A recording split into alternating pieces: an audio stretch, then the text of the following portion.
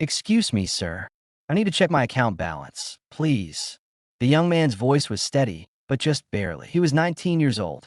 His sneakers were split at the soles, held together by nothing more than habit and stubbornness. His jacket was worn at both elbows, the kind that has been washed so many times the color has given up trying. He stood at the marble counter of Sovereign Trust Bank on a cold November afternoon in Atlanta, Georgia, holding a brown envelope the way you hold something that cannot be replaced because it couldn't. The man behind the counter looked at him, looked him up and down, slowly, deliberately. Then he laughed. Not a polite laugh, not an uncertain laugh. A loud, rolling, deliberate laugh that bounced off the marble floors and the brass fixtures and the high ceilings and came back to land squarely on the shoulders of a young black man named Marcus Coleman. "Check your account." The man's name was Richard Holt. 15 years in banking. Corner office. Company car. A voice that had spent a decade and a half learning how to sound like authority. He stepped around the counter slowly, the way a man steps when he wants everyone to watch him do it. "Son, do you know what bank this is?" He stopped directly in front of Marcus. Looked at him the way you look at something you're deciding whether to step over or step on. "Look at those shoes." His voice carried to every corner of the lobby. "Look at this guy. Walks in here looking like that. Tells me he's got an account at Sovereign Trust." He shook his head, smiling at the room like he was performing a routine everyone else was already in on. "You people never change. Every few months, someone tries to run an angle in here. And they always send someone who looks exactly like you." He crossed his arms. "Security. Thomas. Thomas Briggs, the security guard near the entrance, moved 2 steps closer. He was 53 years old. Black, the specific kind of tired that sleep doesn't touch. He had a daughter starting community college in January. A mortgage that didn't leave room for miscalculation. He moved 2 steps forward and said nothing. "Get him out," Richard said, "before he gets comfortable." A man in a golf shirt near the back of the line called out. Finally, some of us have actual business to conduct. Laughter moved through the lobby. Not from everyone, but from enough. Enough to make the marble floor feel like it was listing under Marcus's worn-out shoes. He was 19 years old. He had taken the city bus 45 minutes across Atlanta that morning. His grandmother had died 8 weeks ago. He had come alone because Uncle James was in a board meeting he couldn't leave before noon. He had ridden across the city holding the brown envelope in both hands, whispering her name to himself the way you say the name of something you're afraid to lose. "Dorothy. Grandma Dorothy. I'm almost there." And now a man in a silk tie was performing her memory for an audience that was laughing. If any of them had known what was inside that brown envelope, what number was sitting in that account, what was about to walk through those automatic glass doors in less than 30 minutes, none of them would have laughed. Not a single one. But they didn't know yet. Marcus Coleman didn't move toward the door. He had never been the kind of person who ran from things. Grandma Dorothy had made sure of that. Not because running was cowardly, she would say, but because there are things worth standing still for, baby, and you knowing your own worth is one of them. He pressed the brown envelope against his chest. His jaw was tight. His eyes were steady. "Sir." His voice was calm in the way that calm costs something. "My grandmother passed away 2 months ago. She opened an account here for me years ago, and she left me the documentation before she died. I have the bank card. I have a letter. I have a valid ID. I just need to check the balance." Richard Holt stared at him. Something crossed his face that might have been hesitation if prejudice hadn't arrived first and closed the door behind it. He reached out and took the envelope from Marcus's hands. Not asked for it. Took it. The way you take something from someone you've already decided doesn't own it. He pulled out the contents, scanned the documents with the expression of a man doing something beneath him. Then he pulled out the card. Black, matte, the Platinum Prestige tier. The card Sovereign Trust issued only to clients whose accounts cleared 6 figures in minimum balance. Richard turned it over slowly. His brow moved. Something honest moved across his face for exactly 2 seconds, something that looked almost like recalibration. Then he looked back at Marcus, at the jacket, at the shoes, at the skin. He made his choice. Where did you steal this? He held the card up, high enough for the entire lobby to see, turning it slowly, deliberately, like a prosecutor displaying evidence before a jury. he had already won over. A young black man walks in off the street with a platinum prestige card and a story about a dead grandmother. He set the card down on the counter with a sharp, declarative click. I've been doing this for 15 years. I know what fraud looks like. I know what it walks in wearing. His eyes moved over Marcus without apology.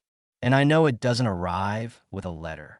He pointed to the far corner of the lobby, near the janitor's closet, near the bathroom entrance.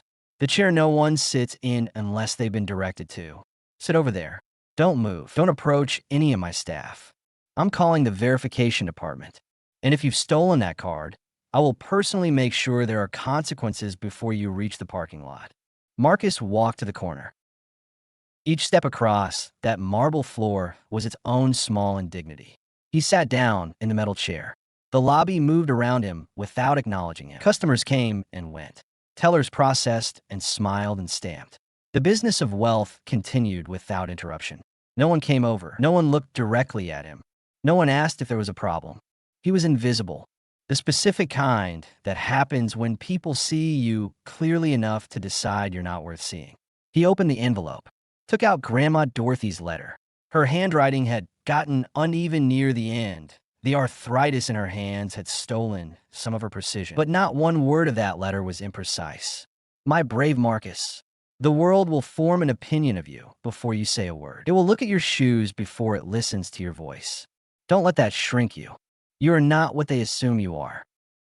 You are everything I know you to be. And one day, baby, one day, they will understand what they almost missed. He read those lines 3 times. He was working hard to believe them. His phone buzzed. Uncle James. Still in it. Be there by noon. See tights. Tim. You've got this. Marcus typed back. Okay. He didn't mention the laughter. He didn't mention the card being taken out of his hands. Or the word stolen bouncing off the ceiling in front of 12 witnesses. He didn't want James to leave a meeting before it was finished. He didn't want to be the reason for anything that couldn't be undone. He folded the letter, put it back in the envelope, looked at the ceiling. The lobby was warm, beautiful. The lobby had been designed at every level for people who looked nothing like him, and every inch of polished marble knew it. 15 minutes passed, then 20, then 25. He watched Richard Holt welcome a white man in a pressed button-down, open a brand new account. This man had arrived at least 10 minutes after Marcus. He was seated immediately. No questions about his ID. No requests for additional documentation. Just a handshake and a welcome to Sovereign Trust, Mr. Patterson. He watched Sandra Webb, the senior teller, carry Richard a cup of coffee from the break room. They stood together near the main desk. Their eyes drifted toward Marcus's corner. Something passed between them. Sandra smiled. Richard smiled back. He couldn't hear what they were saying. He didn't need to. He watched a woman in a camel coat deposit a check that ran to several pages. For minutes, she left without glancing in his direction. Near the window, a woman named Ruth Hendricks finished signing her deposit slip. She was 61 years old, a retired school teacher. She had watched everything from the moment Marcus walked through the doors. She had watched Richard laugh. She had watched Thomas move 2 steps forward without speaking. She had watched 11 strangers do nothing. She looked at Marcus now. Something pulled at her from the inside, the specific pull of a conscience that hasn't been entirely silenced. She thought about what she would say, how it would come out, how awkward it would be, whether it was really her business. She clutched her purse strapped tighter. She walked toward the exit. The sound of her shoes on the marble floor arrived in Marcus's chest, one click at a time. He pulled out the letter again. The paper was already softening at the folds. 32 minutes after he had first sat down, Richard called him over. Not to the main counter, to a secondary desk at the back of the lobby, away from the comfortable chairs and the warm light, visible to everyone, but positioned like a place of examination. Marcus walked over. He sat down. He placed the documents in front of him carefully, each page aligned. Grandma Dorothy had always said that how you present yourself tells people who you are before you open your mouth. Richard didn't look at the documents. He leaned back in his leather chair, one leg crossed over the other, studying Marcus with a particular expression of a man who has already reached his verdict. Let me be direct, he said. You came in here today without any verifiable government-issued identification that meets our institutional standards, a driver's license, state ID, or passport. What you've shown me is insufficient for the type of account you're claiming access to. I have my Georgia state ID right here, Marcus said, and the card with my name on it, and a notarized letter from my grandmother's attorney. Richard picked up the state ID with 2 fingers and examined it with theatrical suspicion. He sat back down. This account you're claiming, he said, a platinum prestige account, is opened and maintained by clients with verified high net worth status. You walked in here without an appointment, without a scheduled visit, without any prior contact with our private banking division. His eyes moved over Marcus without apology. I've been doing this for 15 years. Walk me through how exactly a young man your age, in your situation, ends up with a platinum prestige card. My grandmother opened it for me. She made contributions to it for years. It's documented in the letter from her attorney. Richard picked up the attorney's letter with 2 fingers. Read it the way you read something you've already decided is fabricated. Then Sandra appeared at his shoulder. She bent down and whispered. They both looked at Marcus. Sandra's expression matched Richard's the way a mirror matches its room. Richard straightened. His voice went louder now, intended to carry. I'm going to be honest with you, because I believe in transparency. I am freezing this account pending a full institutional review. That card, those documents, not $1 moves from that account until our compliance team has reviewed every detail. If this account belongs to you, which I have serious doubts about, that process will take a minimum of 15 business days. Marcus leaned forward. You cannot freeze that account.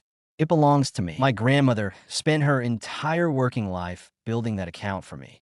Her attorney has already provided documentation to this branch. You have no legal basis to. I have every institutional basis, Richard said, louder now, cutting across him. And frankly, the more you push back, the more concerned I become about the legitimacy of this claim. He stood up. He smoothed his jacket. He turned toward the lobby and raised his voice the way a man does when he has decided the room is his stage. I want to be transparent with our valued clients today. What you are observing is Sovereign Trust fraud prevention protocols in action. We take the integrity of our clients' assets seriously, and when a situation presents red flags, we are obligated to act. I apologize for any inconvenience this has caused your experience today. 8 customers were watching. A few nodded, their existing assumptions confirmed. Others looked vaguely uncomfortable, but said nothing. Not one of them spoke. Thomas Briggs, standing near the entrance, was coming apart quietly. He had been a security guard at Sovereign Trust for 11 years. He was 53 years old. He had watched everything. The snatching of the documents, the laughter, the performance, the freezing of the account. Every moment had landed somewhere in him because he had been that young man once. Different city, different decade, same marble lobby, same expression on a white man's face that said, without any ambiguity, "You do not belong here." He had opened his mouth twice. Both times the words had dissolved before they reached air. He thought about January, his daughter's tuition, the mortgage, the pension that was 23 months from vesting. He looked at Thomas from across the lobby. "Thomas, please see this gentleman out." Thomas walked toward Marcus. Slowly. 11 years of silence had made his legs heavy in a way that had nothing to do with age. Marcus stood on his own. He didn't need assistance rising from a chair. He gathered the documents from the desk with deliberate care. Each page, each item returned to the envelope with the precision of someone who refuses to let anyone see them unravel. He took Grandma Dorothy's letter, folded it once, tucked it inside. Then he walked toward the exit, back straight, eyes forward, the walk of a 19-year-old young man using something he doesn't quite have the vocabulary for yet, something that, years from now, he would come to understand was called composure under fire. Richard's voice followed him across the marble like a final punctuation mark. Next time you want to make a claim like this, bring proper documentation and a lawyer. We're not in the business of taking anyone's word for anything. Someone near the back of the line laughed. A comfortable, unbothered laugh. The laugh of someone who has decided this is not their problem. Marcus reached the doors. His phone started ringing. He could see Uncle James's name on the cracked screen. His hands, steady until now, fumbled. The phone hit the marble floor. The screen cracked clean across the diagonal. Thomas picked it up. For one moment, their eyes met. What Marcus saw in Thomas's eyes was not hostility. It was not cruelty. It was something worse and sadder than either of those things. It was shame that had lived so long in one place it had started to feel like furniture. Thomas handed back the phone. He said nothing. He let the young man walk out alone. The automatic doors whispered open. Marcus stepped through. They closed behind him. Inside, Richard Holt straightened his tie. He smiled at Sandra Webb. And that, he said, satisfaction threaded through every syllable, is how you protect this institution. Sandra nodded, but something in her stomach wouldn't stay flat. She kept seeing the way Marcus had gathered those documents, the steadiness of his hands, the straightness of his back. Richard's phone buzzed.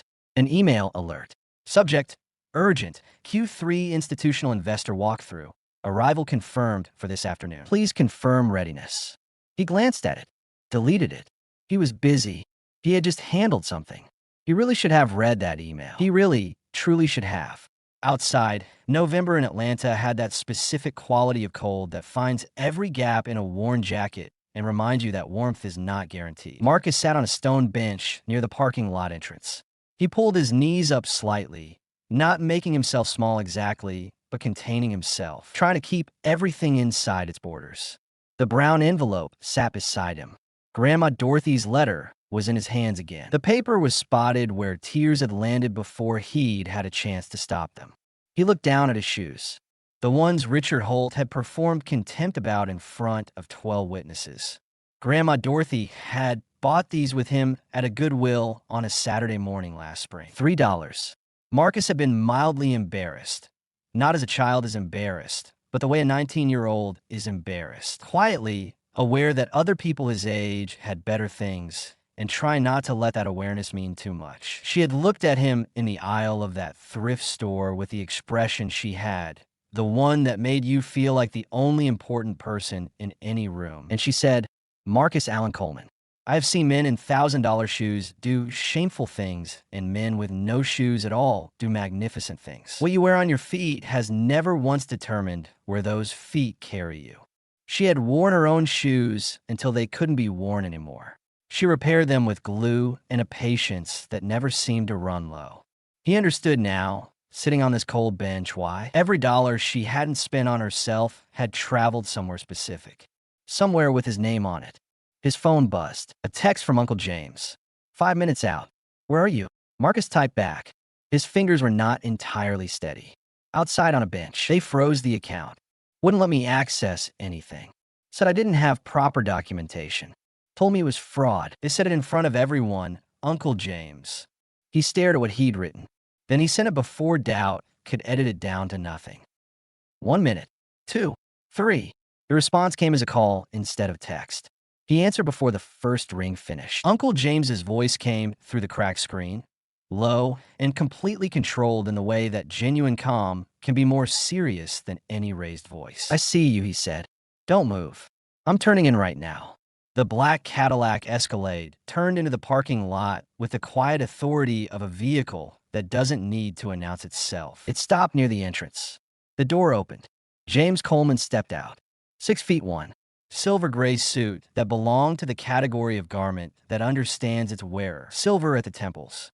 A presence that walked into rooms before his body did, the kind built not by wealth alone, but by 20 years of decisions made carefully, consistently, and in full view of the consequences.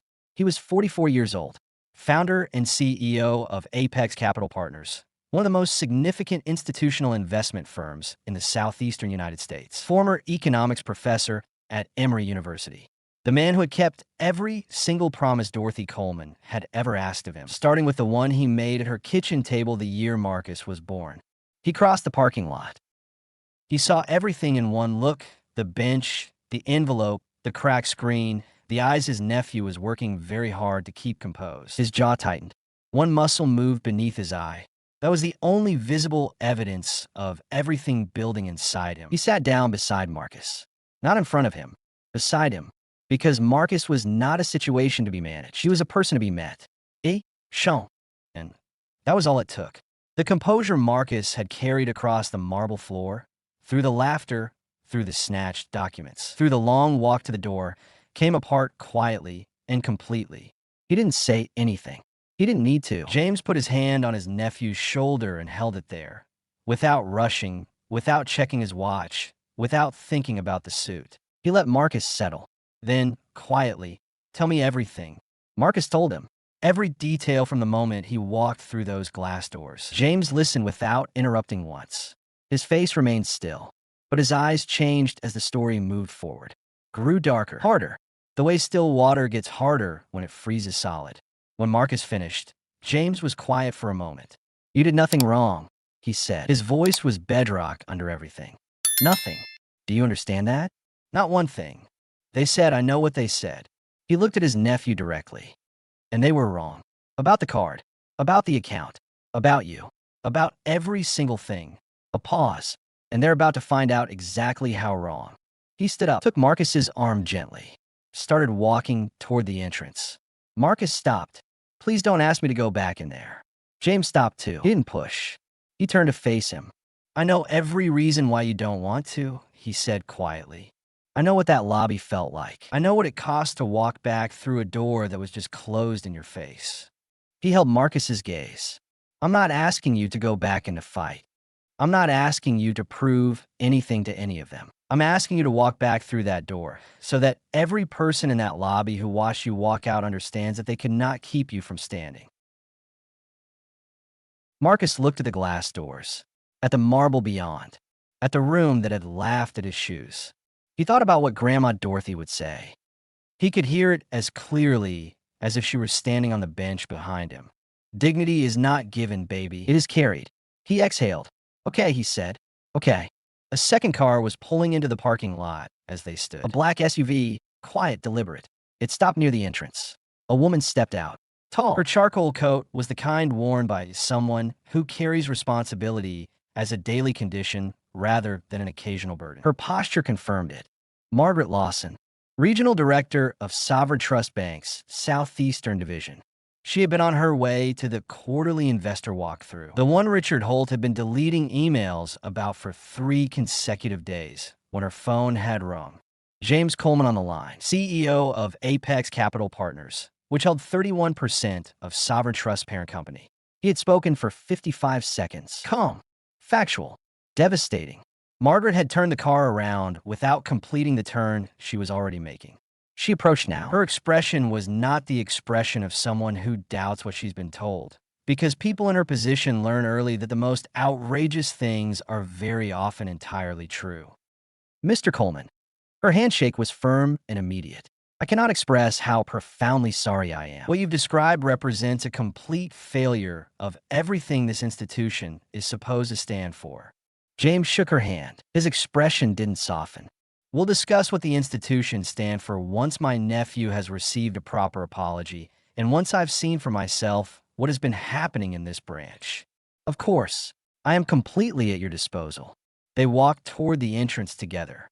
James, Margaret, and Marcus, who was 19 years old and whose heart was beating in a way he could feel at the back of his throat. The last time he had walked through those doors, he had been walked to them by a security guard who couldn't meet his eyes.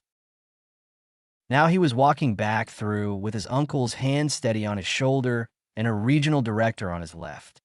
He didn't fully understand all the mechanics of what was happening. The specifics of institutional investment and corporate accountability were not yet his daily language. But he understood this. The ground felt different under his feet. Something had shifted in the air. Something was about to be answered. The automatic doors slid open. The lobby went silent. Every head turned. And that silence had a specific texture, the texture of a room full of people who are rapidly reassessing every choice they made in the last hour. Richard Holt saw Margaret Lawson first. His face went white as new paper. Regional Director, unannounced. His smile appeared anyway, reflexive and immediate. Because 15 years of banking has a way of training your face to perform before your brain has finished thinking. MS. Lawson, what a wonderful surprise. We weren't expecting. Then he saw the man beside her. Tall, silver gray suit, the kind of presence that doesn't negotiate with rooms. And beside this man, standing straight, eyes forward, was the young black man Richard had frozen out and walked to the door 40 minutes ago. The smile on Richard's face did not fall. It collapsed. "I'd like to introduce someone," Margaret said.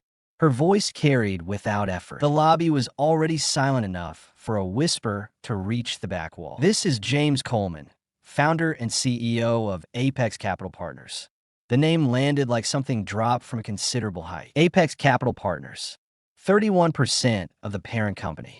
The man who could restructure an entire regional division with one phone call to the right board member. The man who had just described 55 seconds of a Tuesday afternoon in Atlanta on a highway outside the city. That man was standing in the lobby of Sovereign Trust Bank. With his hand on the shoulder of the young man Richard Holt had called a fraud. "I believe," James said, his voice quiet enough to require complete silence from the room in order to be heard, "that you've already met my nephew." He stepped slightly back. Marcus stood there, eyes still carrying the evidence of the last hour. Grandmother's letter still against his chest. But his chin was up, his shoulders were back. He was standing straight in the way that only becomes possible when you have decided that this moment will not be the one that defines you downward. Richard's face moved through something mechanical and terrible. Confusion, recognition, comprehension arriving slowly and then all at once. Fear settling in and staying. "I didn't know. If I had understood who he was, I would have," that James said, "is exactly the problem." The lobby absorbed those 5 words. Sandra Webb's pen fell from her hand. 2 sounds, the counter and then the floor. Thomas Briggs, standing near the back, felt something move in his chest, something that had been very still for a very long time. Ruth Hendricks, who had made it to her car and then turned around and come back through those doors, who had been standing near the entrance watching everything through the glass, pressed both hands over her mouth. James released Marcus's shoulder. He walked toward Richard slowly, with the measured pace of a man who is completely certain of the outcome and has no reason to rush toward it. Richard's back found the marble counter. There was nothing behind him. "Mr. Holt." James's voice was quiet and carried perfectly in the silence. "My nephew came here today to access an account that belongs to him legally and completely. His grandmother, my mother, built that account over the course of her working life. She was a teacher.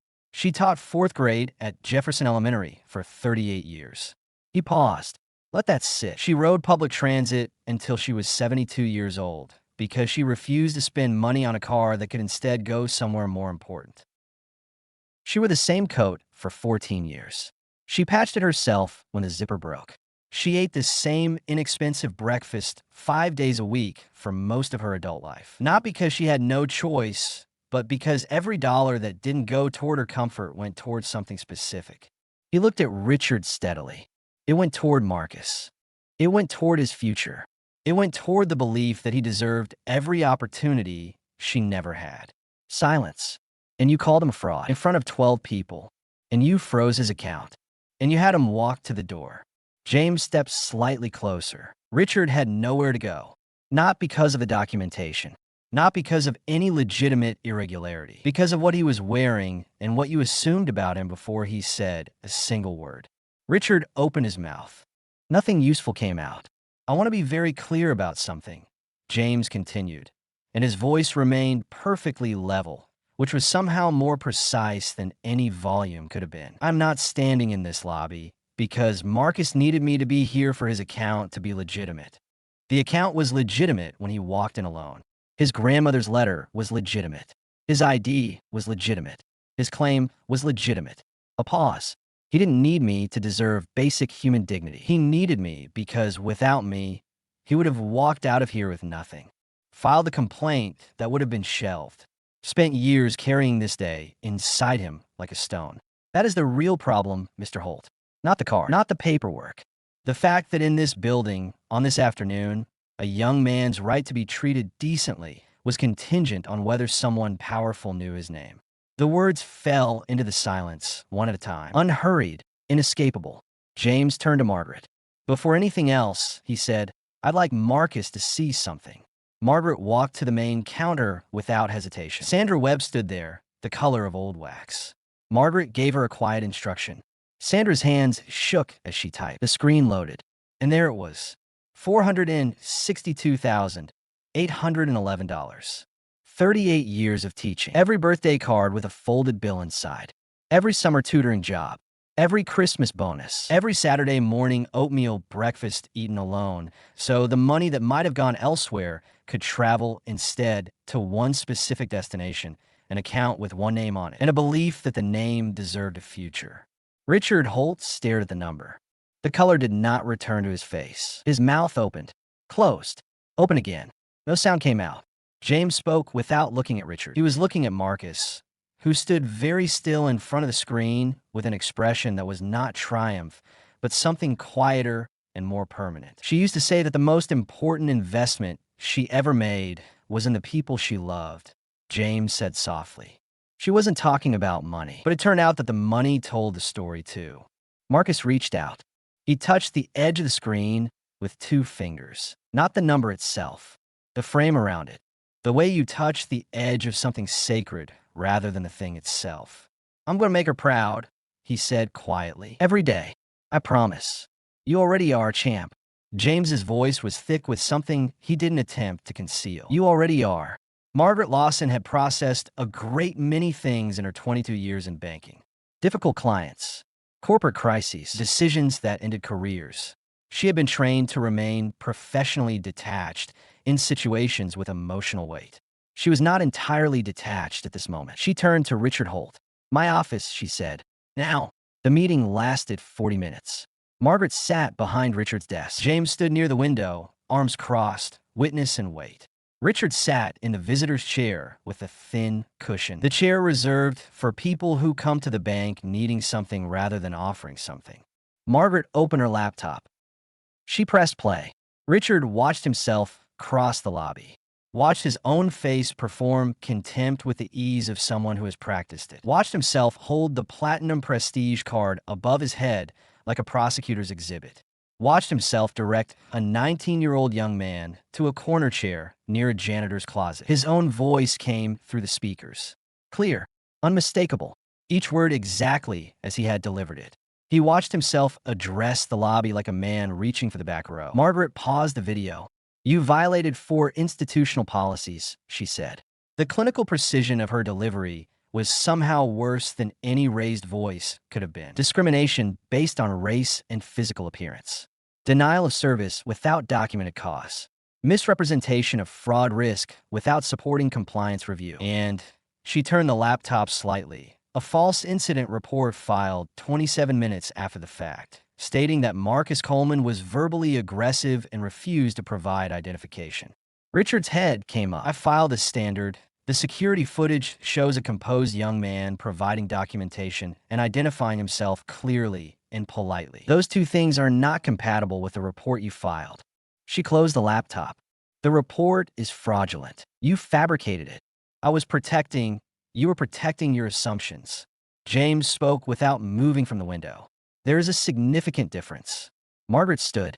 Effective immediately. Richard, you were suspended without pay. Your quarterly bonus is forfeit. Your access credentials were revoked 11 minutes ago. HR will contact you tomorrow morning. Based on what I have reviewed today, that investigation will conclude with termination for cause. She paused. 15 years in this institution. I genuinely hoped you would have learned something different in 15 years. Richard's face crumbled slowly, the way things crumble when the structure was never as solid as it looked. 15 years, he said. I gave this bank 15 years. And in 15 years, Margaret said, you should have learned that every person who walks through those doors is a customer. That is the beginning and the end of it. She opened the office door. Security will walk with you while you collect your things. He stood. His legs registered some complaint about the effort. He looked at James one last time. The look of a man searching for something in a face that has simply run out of it to give. If Marcus didn't have you, Richard said, if you weren't involved, he would have just gone home with nothing. Yes, James said quietly. He would have, and he would have been right to be furious, and right to be hurt, and right that something unjust had happened to him. And none of that would have mattered because no one would have been accountable for it. He held Richard's gaze. That is not a justification for what you did. That is the indictment of a system that made it possible. And you, Mr. Holt, chose to be the worst version of that system when you had every opportunity to be something else. Richard walked out of his own office, through his own lobby. past his own employees. For the last time, Sandra Webb sat in the small meeting room where 2 hours ago she had whispered with Richard about the young man in the corner, where they had shared their private performance of condescension. Now she was on the other side of the table. Margaret's voice remained measured, precise. You didn't start this, but you participated in it at every stage. You reinforced Mr. Holt's behavior rather than questioning it. You had both the seniority and the standing to intervene. You chose not to. Sandra's mascara had given up trying to stay in place. I knew it was wrong. From the beginning. I knew the whole time. Then you made a choice, Margaret said, not unkindly but without softening it. Silence isn't neutral. Silence in those circumstances is a decision with consequences, both for the person being harmed and for the person choosing to stay quiet. Sandra received a formal reprimand, mandatory bias and bystander intervention training, a permanent notation in her file, zero tolerance going forward. Later, sitting in her car in the parking lot, engine running, hands on the wheel, not going anywhere yet, she kept seeing Marcus gather those documents from the desk. The careful hands, the straight back. She had watched a young man refuse to let what was being done to him reach all the way inside, and she had said nothing. She sat there for a long time. Thomas Briggs didn't go to a formal meeting room. James simply walked over to where he stood near the entrance and stood beside him. Two men talking quietly. No audience. No performance. You picked up his phone, James said. When he dropped it. Yes, that was something. Thomas looked at the floor. It wasn't close to enough. No, it wasn't. James didn't ease the truth. I want to ask you something, and I want you to answer it honestly. Not for me. He waited. Next time something like this happens in front of you, what are you going to do? Thomas thought about January. About tuition statements and mortgage payments and a pension 2 years from full vesting. About every calculation he had made over 11 years that added up to silence. Then he thought about a 19-year-old young man sitting alone on a bench in the November cold with a cracked phone screen and his dead grandmother's letter getting spotted with. Tears while people walked past without stopping. Next time I speak up, Thomas said. Whatever it costs me. I speak up. James extended his hand. Thomas shook it. It wasn't forgiveness. It wasn't absolution. It was a promise a man was making to himself, witnessed by one other person, which is sometimes exactly the form change takes when it begins. Ruth Hendricks was still in the lobby.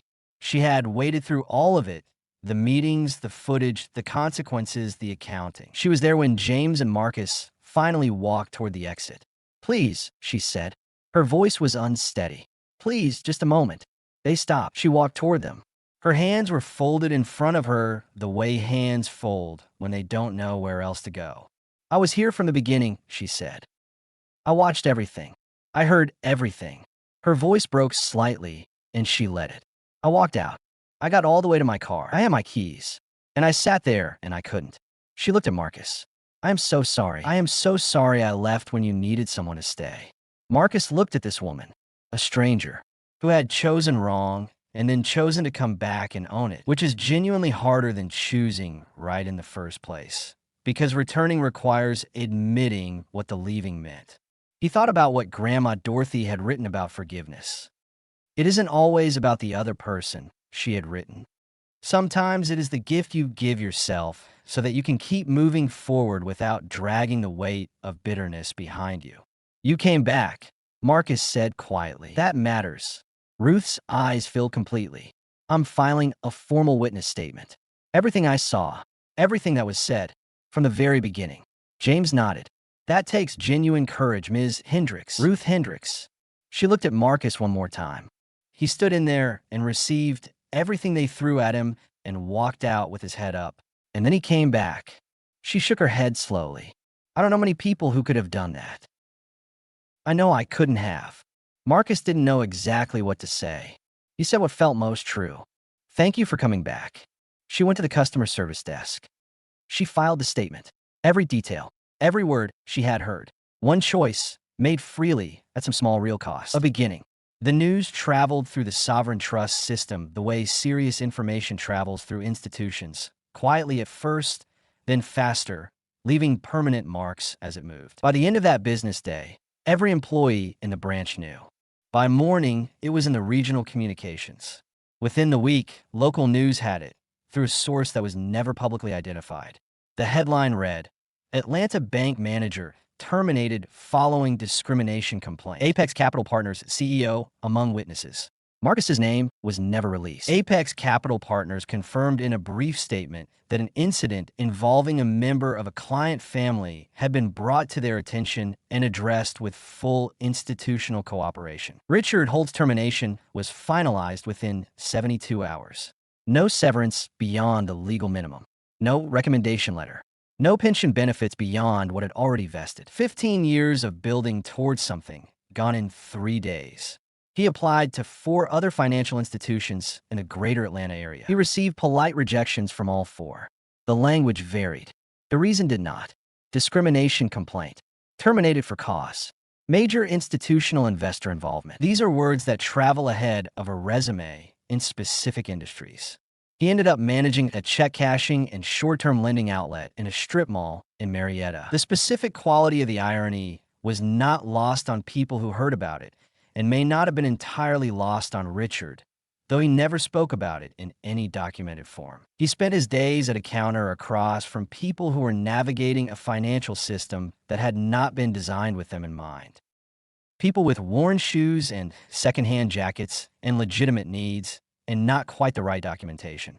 Every day, across the counter from people he had once dismissed. Whether that proximity is its own kind of education, whether being daily in the presence of what you chose to diminish teaches you anything that philosophy and consequence could not, is a question only Richard Holt can answer, and he hasn't answered it publicly.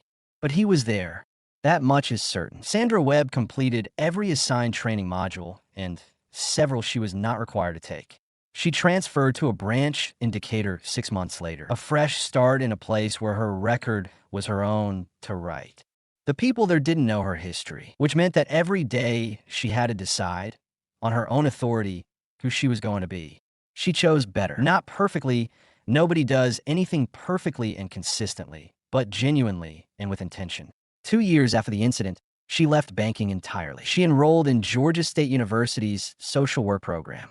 She spent the decade following her graduation helping families navigate systems that were not designed for their ease or comfort. The same systems she had once enforced from the other side of a marble counter. The irony was not subtle. She did not look away from it. She let it do its work.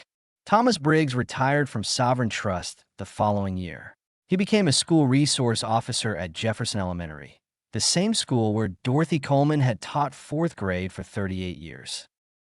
A different kind of security, standing between children and the world's harder edges rather than between them and a lobby floor. Every time he stood up for a student, every time he walked towards something rather than away from it, he thought of Marcus standing alone on a stone bench in November with a cracked phone screen. He had made himself a promise that day. He kept it. Every morning, without exception, he never stayed silent again, not once. Ruth Hendricks joined the Sovereign Trust Community Advisory Board, the direct result of her formal witness statement and several subsequent conversations with Margaret Lawson, who had recognized in Ruth something specific and valuable, the particular authority of someone who knows precisely what the cost of silence is because they paid it themselves and refused to stop paying it. She spoke at high schools. She spoke at community meetings. She told the story of a parking lot in Atlanta and a stone bench and a specific moment when she sat with her keys in the ignition and found she could not make herself drive away. I think a lot about what would have been different if I hadn't turned the car around, she told audiences. Maybe nothing external would have changed. Maybe everything would have unfolded exactly the same way. But I would have been different. I would have spent the rest of my life knowing that when it cost me nothing, when all I had to lose was a few minutes of discomfort, I chose to drive away. She paused every time at the same place in the story. Don't make my mistake. When you see someone being told they are less than what they are, say something. Even if your voice shakes. Say something, because silence is not neutral. Silence is a decision, and decisions have names attached to them. Margaret Lawson did not stop at personnel actions. She convened a full regional review of customer service protocols across all 14 branches of the Southeastern Division. She could not legislate prejudice out of people's hearts. Nobody has ever managed that with a policy, but she could create accountability for behavior with a structure that required evidence of its presence. Every customer inquiry documented and addressed within 10 minutes.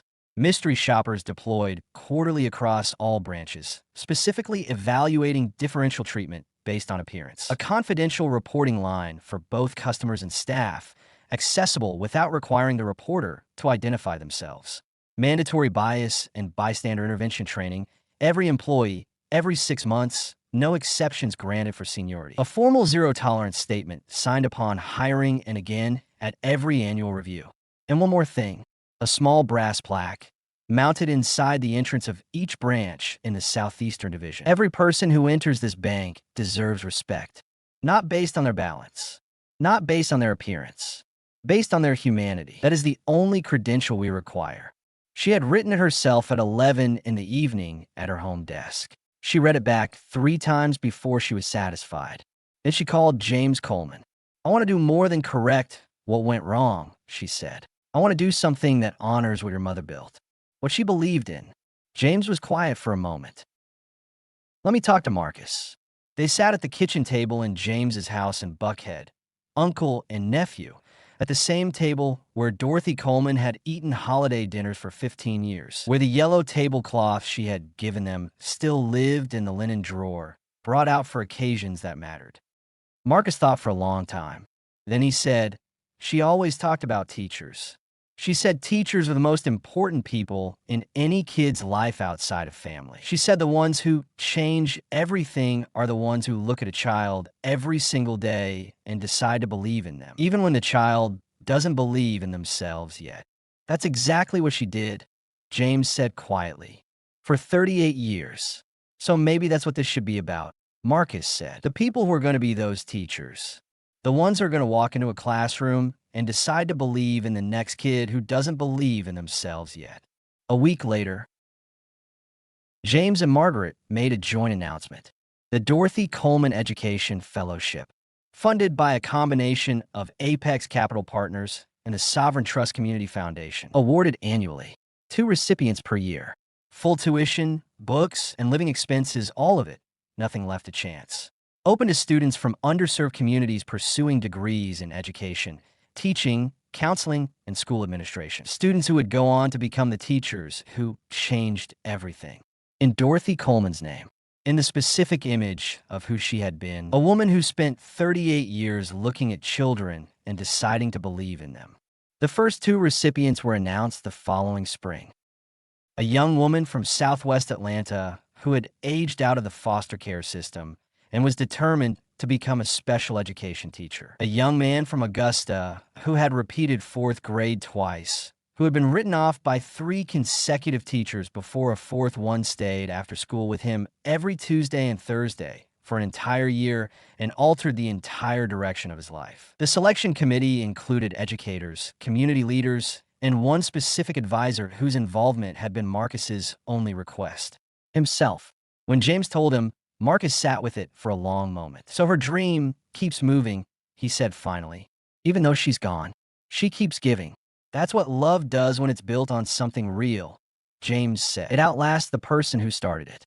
It multiplies." Marcus looked at the photograph on the shelf. Dorothy Coleman, smiling, wearing her navy coat, standing in front of Jefferson Elementary on the last day of school before retirement. The coat with the broken zipper she had fixed with a safety pin. She would have cried, he thought. Loud, happy, completely unself-conscious tears.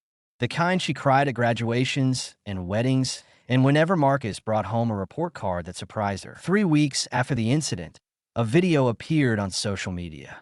It had not come from the bank's security system. Those recordings were sealed. It came from a personal phone. A young man, early 30s, who had been near the back of the lobby that afternoon and had filmed the scene with the reflex of someone who films everything, who had grown up in the age of documentation, who had reached for his phone the way a previous generation would have reached for a neighbor to tell. He had filmed it for the drama of it. Easy content, quick engagement, familiarity worth. But then he had stayed long enough to watch what happened after. He had watched James Coleman walk through those doors. He had watched Richard Holt's face cycle through its collapse. He had watched a young black man walk back into a lobby that had just thrown him out, shoulders back, head up, standing in front of a number on a screen that said everything about what someone had believed about his future. Something in the young man had cracked open, not dramatically, quietly and completely. He had gone home and watched the footage 12 times. He watched himself somewhere in the background, a shape, a face, a phone held up, laughing at something. Not starting it, not stopping it, watching it, filming it, finding it entertaining. He deleted the original footage. Guilt is not reduced by deletion. He knew that within an hour. 3 weeks later, he recorded something new. His own face, his own voice. No editing. I was in a bank in Atlanta a few weeks ago. I watched a manager humiliate a young black man for what he was wearing, for how he looked, for who the manager assumed he was before he said a single word. I watched it happen from 10 feet away. I filmed it because I thought it was interesting. I laughed. He paused, let the camera hold his face. I was part of what happened to him that day. Not because I started it, because I stood there and treated someone's humiliation like it was content, like it was something to capture and keep and maybe share for engagement. Another pause. That young man stood in that lobby and took everything they threw at him with more dignity and composure than I have managed in most of my adult life. And I stood there with my phone. He looked directly at the lens. If you're ever in a room where someone is being treated as less than what they are, please don't do what I did. Don't watch. Don't film for views. Speak. Move. Do something that costs you something, because your silence doesn't make you a neutral observer. It makes you part of the answer to the question of what happened next. The video received 2.9 million views in 5 days. The comments section became something unexpected. People sharing their own stories of staying silent. Their own stories of being the one no one spoke up for. Arguments, real ones, about the difference between witnessing and enabling, about what bystander actually means when it becomes a verb, about the precise cost of doing nothing. Real conversations. Messy and necessary. Marcus never saw the video. James made certain of that.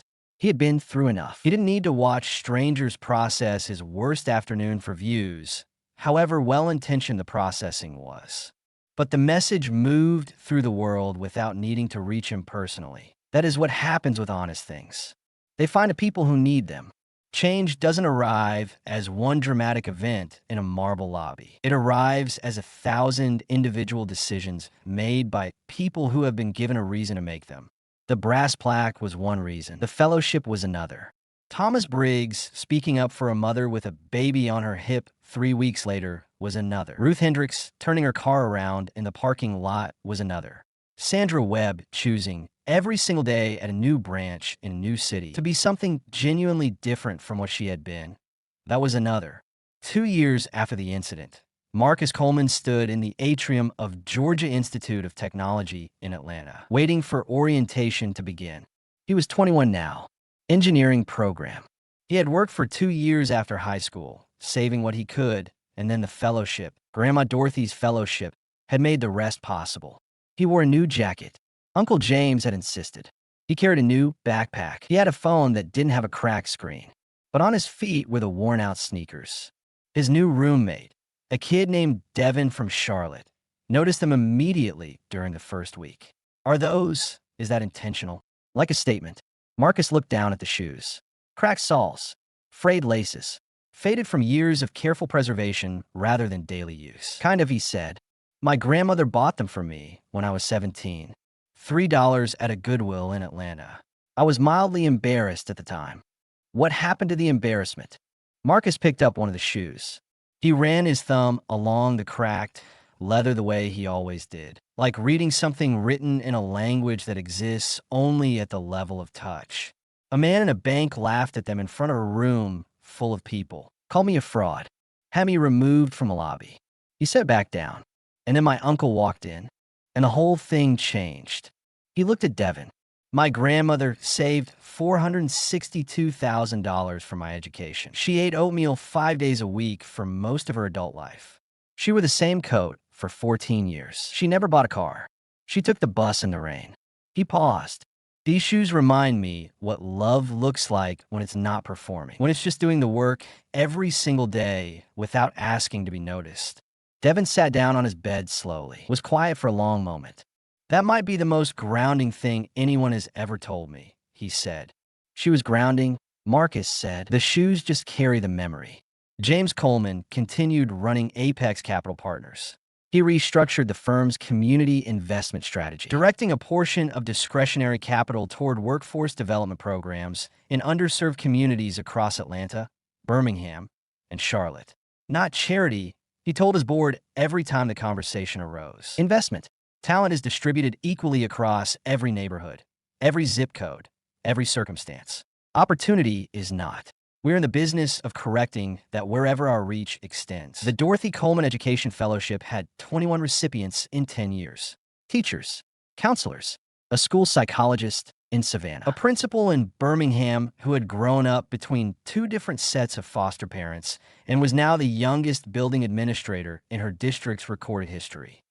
Dorothy Coleman had taught for 38 years, one classroom at a time, one child at a time.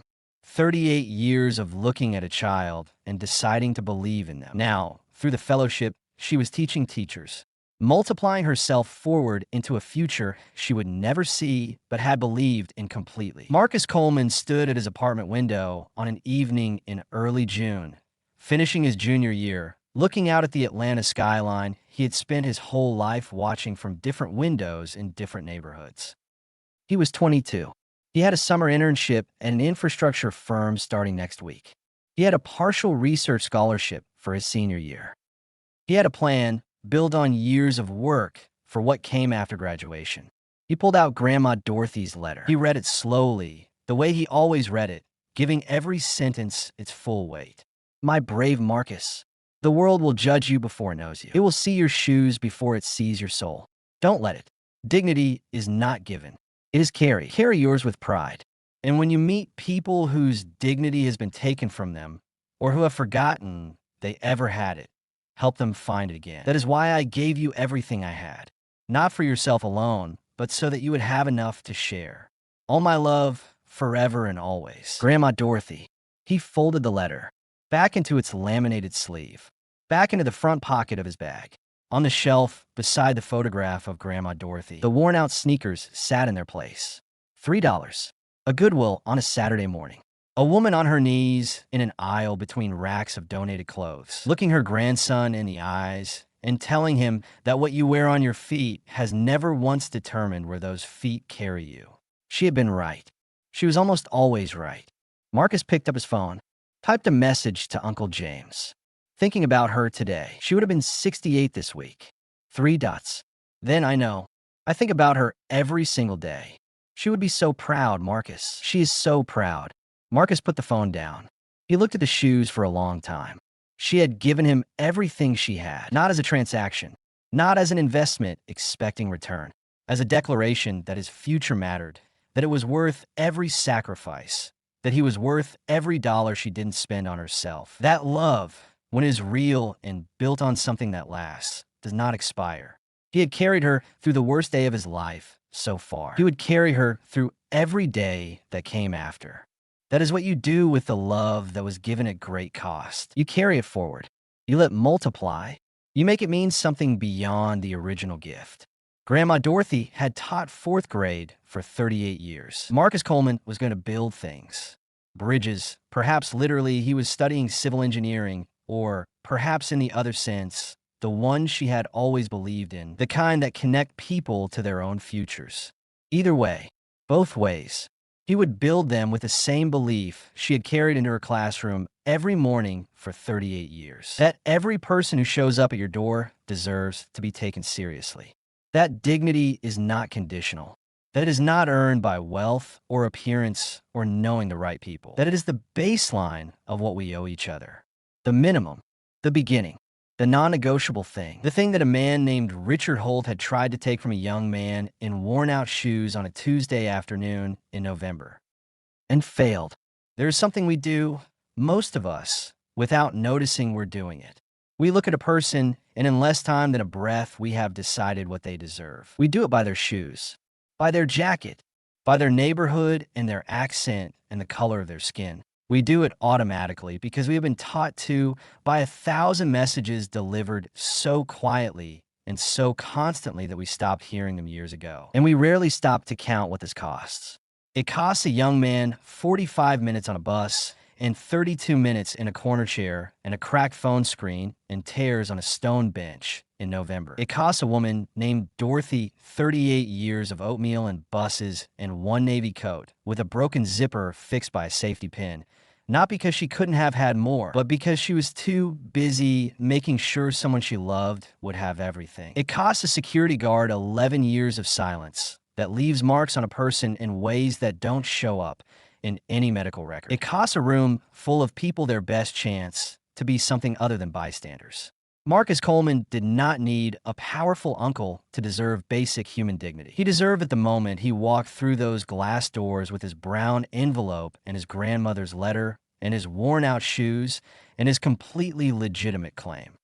He deserved it because he was a person, because he was present and trying and asking for exactly what was his. That is the only credential that has ever mattered in any transaction between human beings, and the one we most consistently find reasons to withhold. Look around you, at the person next in line, at the one in the second-hand jacket, at the one struggling to make themselves understood, at the one whose shoes have seen better days. Ask yourself honestly what assumption you have already formed. Ask yourself whether you formed it deliberately or just let it happen. And if you ever find yourself in a lobby, watching someone be diminished, watching someone be told by word or silence or laughter that they don't belong, ask yourself one simple question. Which person do you want to be? The one who laughed, the one who filmed, the one who felt uncomfortable and walked to the parking lot, or the one who turned the car around, walked back through the door, and said something, even knowing it would cost them the comfort of staying quiet? Dignity is not given. It is carried. Yours and theirs and everyone's in the room. Carry it with pride. Help others carry theirs. That is how anything actually changes. Not in one dramatic moment of justice with marble floors and a number on a screen. In 1,000 choices made by individual people. In ordinary moments when no one powerful is watching. It starts with you. It starts with deciding just once to be the person who stays. Thank you for following this story. Let us know in the comments below. Have you ever been Marcus, standing in a place that treated you as invisible? Have you ever been the one who almost drove away and turned the car around? Or the one who stayed silent and still thinks about it years later? If this story has moved you and you'd like to stand with us in bringing more voices of truth and hope to light, please consider supporting our work. Even the smallest gift helps us continue creating and sharing these powerful stories. You can find the donation link in the description below. And of course, don't forget to subscribe, because the next story is already waiting, and something tells us you won't want to miss it.